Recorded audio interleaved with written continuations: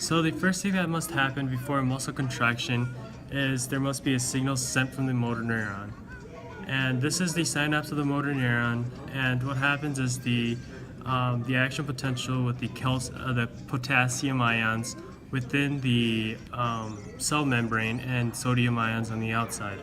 So what happens is the inside of the membrane is positive, and so the potassium pumps cause the potassium to exit out of the synapse and the sodium to come in through the sodium pumps. And this requires ATP, and this causes the inside to go negative, and this causes the release of the neurotransmitters out of the synapse of the motor neuron and to the neuromuscular junction, which is this area right here between the synapse and the neuromuscular junction. And so the action potential travels down the sarcolemma down to the T-tubule, causing the calcium here, which is the blue beads. It travels down here into the sarcoplasmic reticulum, and this is where the calcium is stored.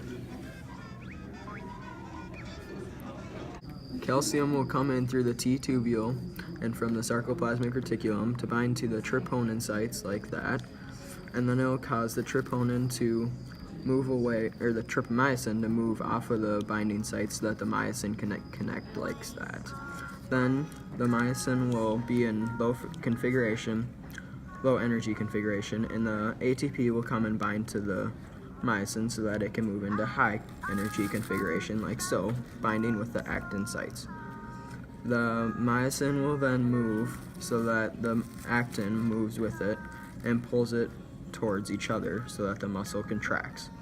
Then the ATP will come back and move the myosin back into low energy configuration so that it can continue the process of moving the muscle and the actin towards each other.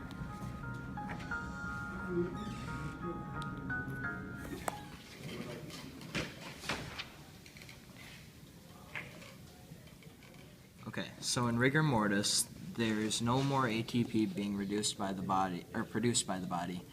So all of the calcium ions move out of the sarcoplasmic reticulum because there's no ATP to regulate how they flow out. So then the calcium goes and binds to the troponin of the actin, and then the tropomyosin is exposed for the myosin to attach to, and after that the myosin and the tropomyosin start to move together, and then there's no ATP to regulate the relaxation of the muscles after they are